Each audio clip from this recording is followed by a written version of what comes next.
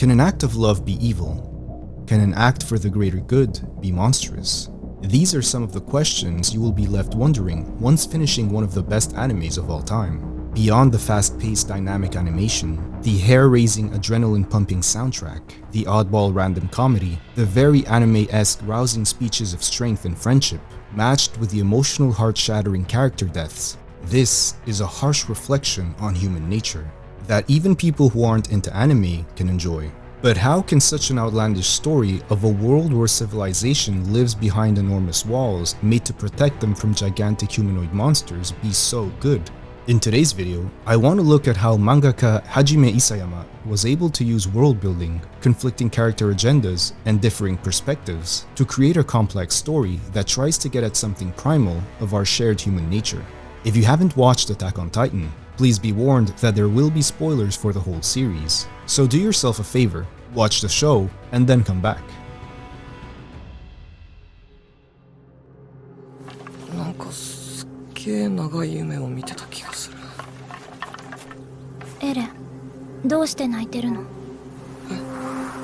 With such a complex and expansive narrative, I have to imagine that it was challenging for Isayama to balance how much is revealed to the audience and how much is left hidden. Even then, looking back, there could have been so many different places where the story could have started.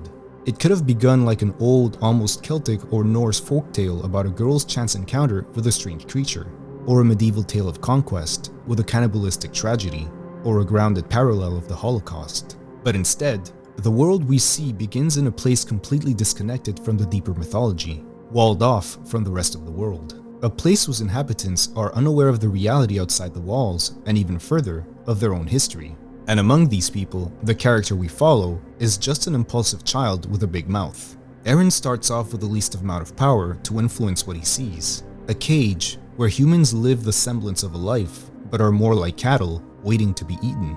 We as an audience start off with as much information as Eren does, but his initial journey is not driven by an unraveling of knowledge. The catalyst of his journey is born out of emotional tragedy, the destruction of his home, and the death of his mother. What drives Eren, and what the audience initially assumes drives the story, is the protagonist's need for vengeance.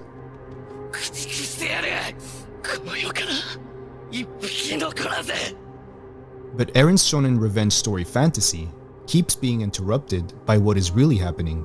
Like him, we are playing catch-up with the reality of this world with each discovery. The fact that the titans that attacked are sentient. The fact that titans can also be human. And the fact that titans can hide amongst them and even be some of their friends. And just like the colossal titan peeking through the damaged wall, we slowly understand that what we know is just the tip of the iceberg of a far greater conflict. But we are still focused on one goal at this point. The carrot leading the horse for the first 3 seasons is very simple: get to Eren's father's basement. And once we get there, we do get answers, but the world becomes much larger. All that is contained within Grisha's journals only births more questions.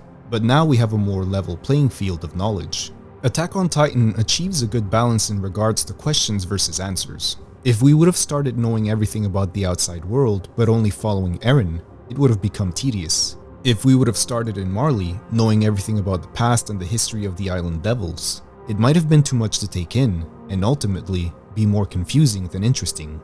The author gets us hooked with the initial emotional revenge story that anyone can understand at a primal level, and then the details we discover about their mysterious world make us want to come back for more. The order of the reveals don't feel like they come out of left field, even if they make the story more complex. They come at a point where they make sense, especially when looking back at elements of foreshadowing, furthering our trust that the writer isn't just making it up as he goes, or adding unnecessary complications for the sake of it, but had a plan from the beginning. 向こうにいる敵全部殺せば俺たち自由になれるのか?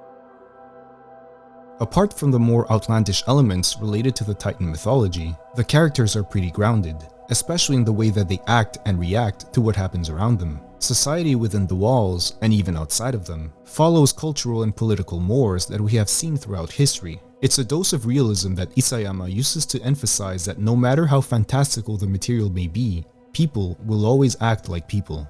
A lot of writers have a very straightforward way of seeing a story and forget to include this very important tool, human nature. We all have different agendas and are not NPCs or secondary characters waiting for the main character to tell us what to do. We have our own agency, motivations, and goals. This is something that the author thankfully injected in the supporting cast, leading them to outshine the main protagonist at a constant and at times preferred rate. But this distinction isn't just for variety's sake, it's to add a narrative complication. Early on, Eren and the scouts have a very point A to point B classic shonen objective, to defeat the Titans and take back the wall.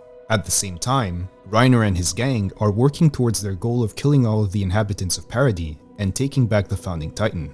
Even within these opposing groups, you have people working towards their own ends. Those pulling the strings within Paradis want everything to go back to the way it was.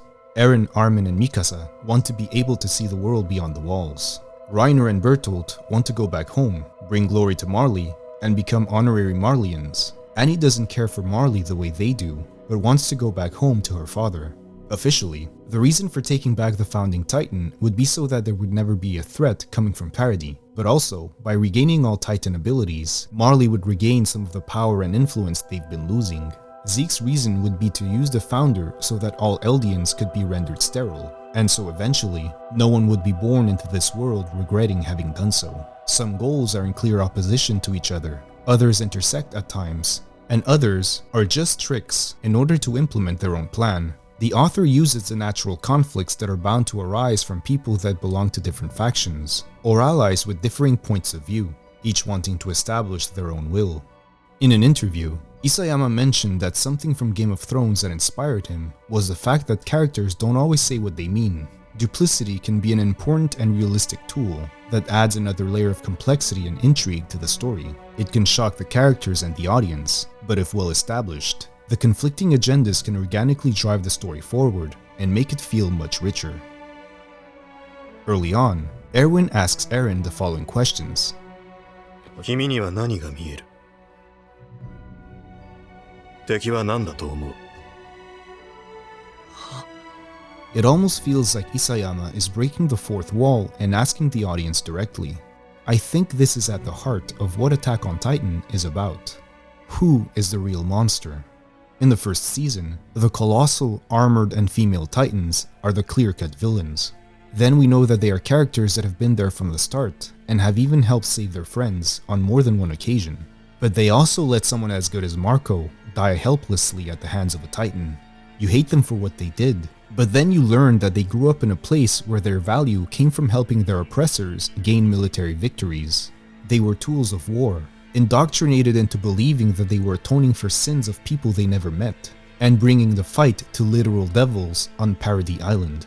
From their point of view, they were heroes. That's why as much as you can hate someone like Gabi for killing Sasha, you have to realize that she's basically Eren, but on the other side of the conflict. Someone that was living their life, and suddenly loses everything after a Titan's attack, and is willing to do anything to fight back. Is a wall meant to oppress, or to keep you safe? Can a lie be deceptive, but necessary? Life within the walls was based on a lie.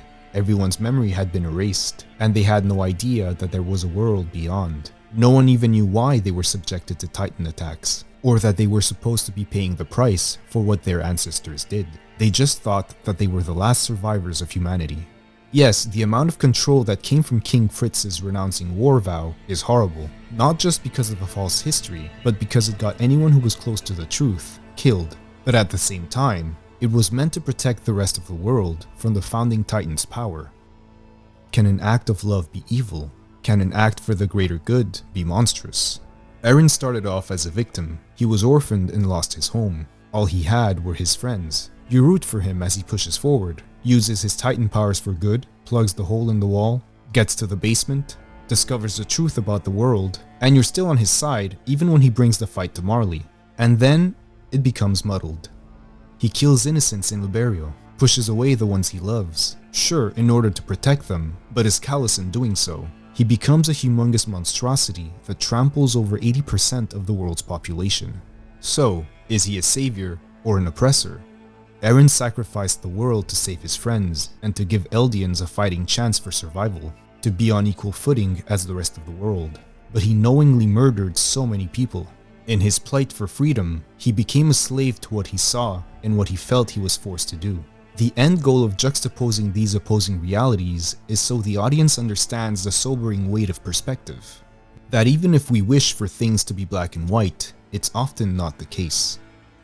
There's a real sense of duality when it comes to the Attack on Titan characters. They all have blood on their hands. Some have cleaner hands than others, but no one is innocent. What the author is trying to show here, with all the characters and all their plans and agendas, is that this duality is a symptom of our survival instinct. That instinct to do whatever it takes to preserve your life or protect those closest to you.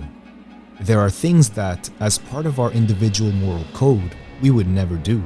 But when our survival is threatened, we could be surprised as to what we are capable of. Like the ever-peaceful Armin using his colossal titan's powers to wipe out Marley's fleet in order to prevent them from attacking Paradis. Eren and Mikasa killing the kidnappers when they were just children. The easygoing Connie bringing Falco to be eaten by his mother in order to restore her humanity. Ideals can feel small in comparison to a threat to your existence, or that of a loved one, and that can blind you to do anything, even what once was unthinkable, that if nothing else matters, then no one else matters. And if no one else matters, then you might be a few steps away from becoming someone's monster.